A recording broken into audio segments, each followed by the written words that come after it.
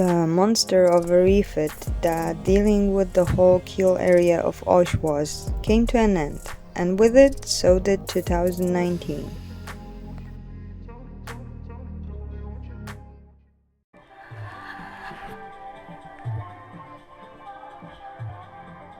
By any means, it wasn't the end of boat jobs though. While Bartek was working on putting our new propulsion system together, in my infinite optimism I decided to tackle a quick and easy project, like those ever existed on a boat. The project in question was to get rid of the insulation of our icebox to gain storage space. Gutting was in fact easy, but what I found in the process though got us a bit worried. But it had to wait. We'll get to that later. We left the marina mid-January 2020. We tacked our way through the breakwater while dodging the canal traffic. As it turned out, our propulsion system still needed a couple of tweaks in the power transmission department. We headed for Linton Bay with a short stopover in Portobello.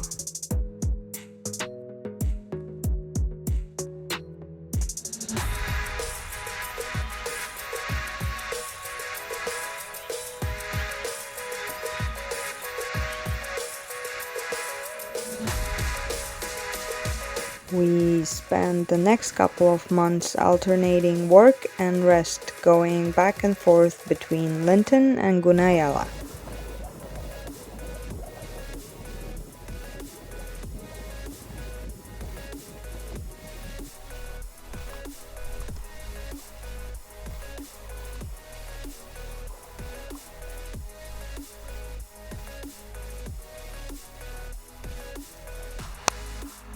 We were slowly coming up on our visa expiration dates, so when an opportunity appeared to hitch a ride to Cartagena and back on our friend's boat, we jumped on it.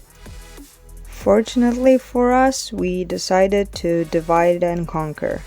I would do the visa run first, while Bartek stayed with Oiysh, and then he would do the next run.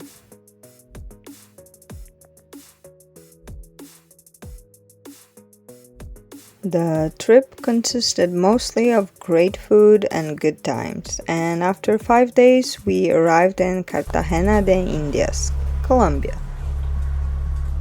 Just in time to get stuck there for 4 months because of the border closure due to the pandemic. I managed to get back to Panama late June 2020, right for the start of the rainy season. When the lockdowns were finally lifted and we could get the necessary materials, we started tackling some projects, like splicing in a new front stay.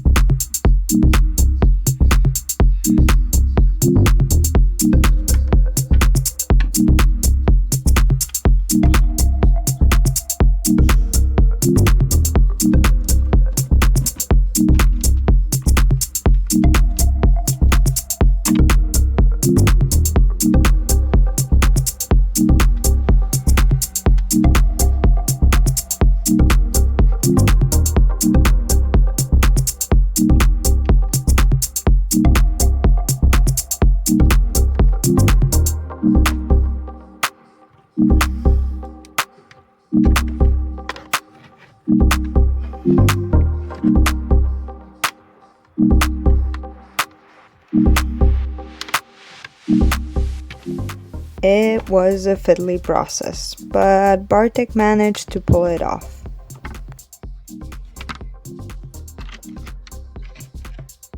We know, splicing in this case is a bit unorthodox, but that's how the old front stay was done, and we know worked just fine for years. And thus far, the new one is working as well.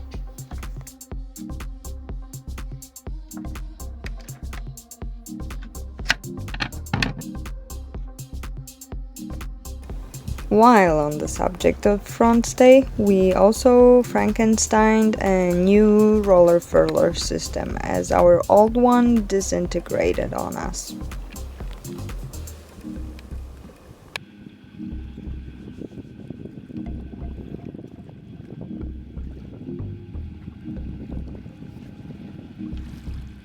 And then there was the slightly bigger job of drilling out and epoxying 300 or so holes in our deck after old hardware. Some of them were leaking, so we re-drilled, filled, fiberglassed, and painted over all of them, just in case. You could almost read them like a history book, telling the story of different ideas and preferences of previous owners and captains.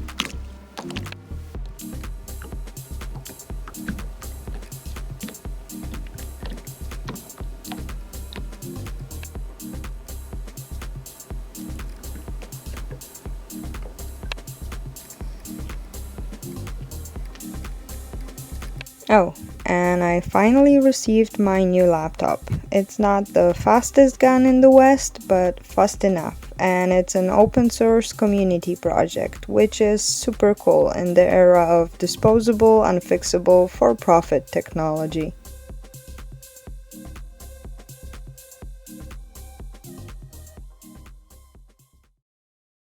Okay, so let's get back to what we found after I gutted the icebox. Drumroll, please. Well, it's kinda right there in the title. So yeah, our bulkhead was cracked. It did explain why the trim was hanging above a blob of filler. While I was spending my days at work, Bartek spent his removing parts of Oiysh's interior and getting access to the bulkhead. Next, we needed to create the new bulkhead, so we did some measurements and created a FreeCAD model out of them.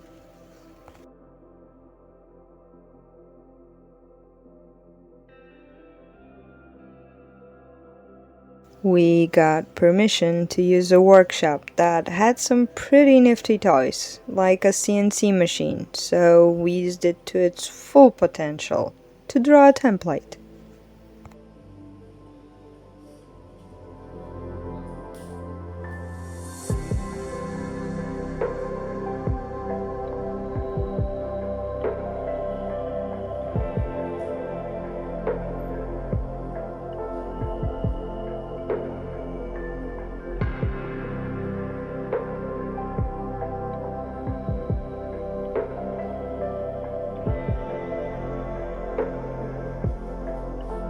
It was time to build it.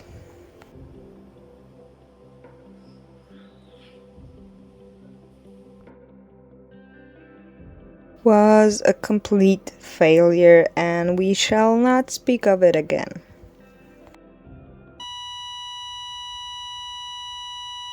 We managed to find a semi-decent sheet of plywood and did a rough cut using the CNC machine again. We cut both the bulkhead and the wood backing, as the old one was pretty rotten in places.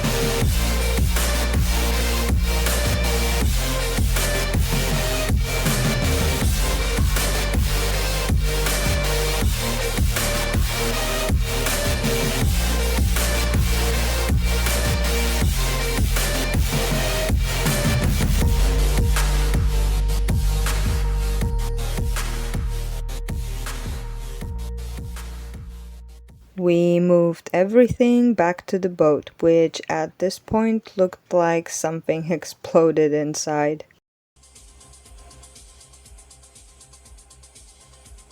A template was created to check how much do we need to trim the plywood. Turns out it was pretty spot on. The backplate got a couple of coats of epoxy to seal it, and a couple of layers of fiberglass, just for good measure. Before we proceeded with removing the old bulkhead, we decided to reinforce the whole ceiling area around the mast first. That, of course, meant we needed to prep the area, and that meant grinding.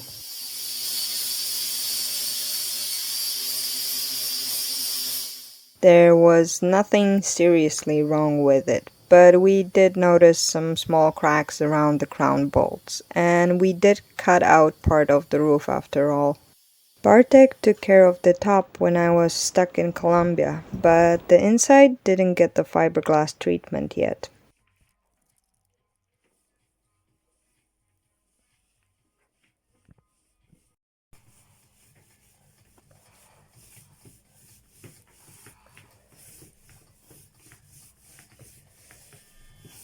Everything was wetted out, evened out with thickened epoxy.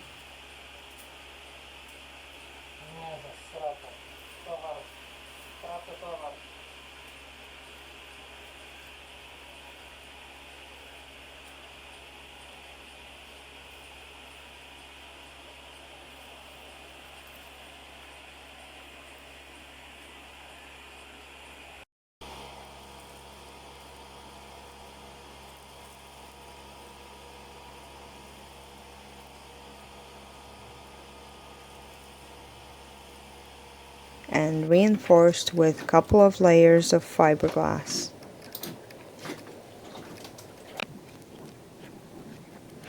And then, one day, I came back from work and the bulkhead was gone.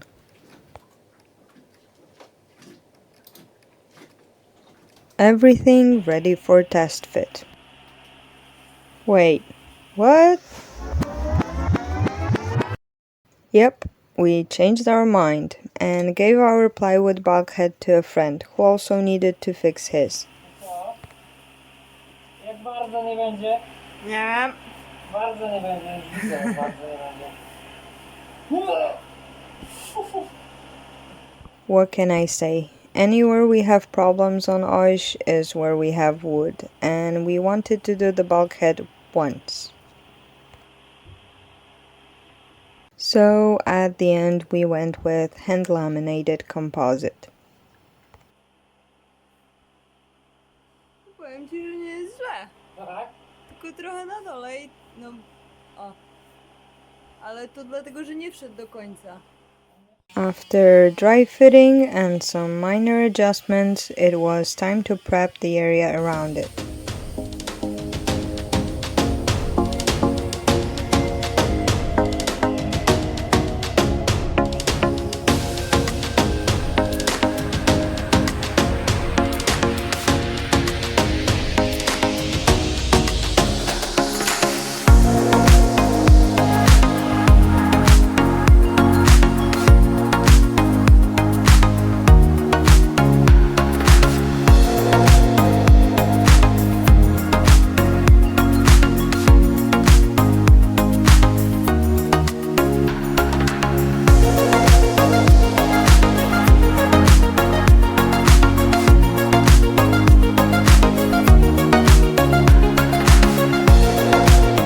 And glue it in.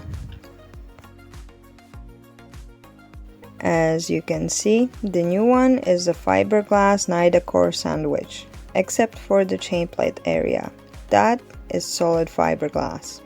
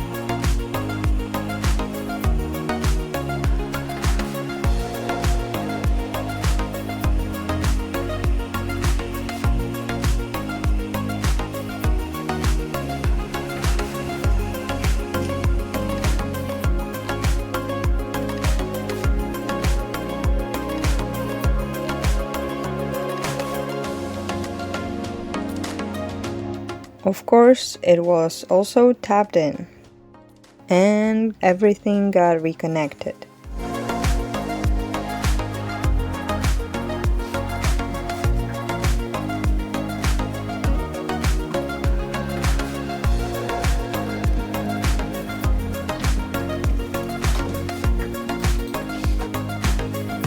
We also put a couple of layers of fiberglass on the deck surrounding the chain plate, just because why not? For the duration of the repair, we used all of our halyards connected in different places to support our mast. So, as the quest was complete, we were relieved to not live in fear of the jet skis potentially making our mast fall anymore.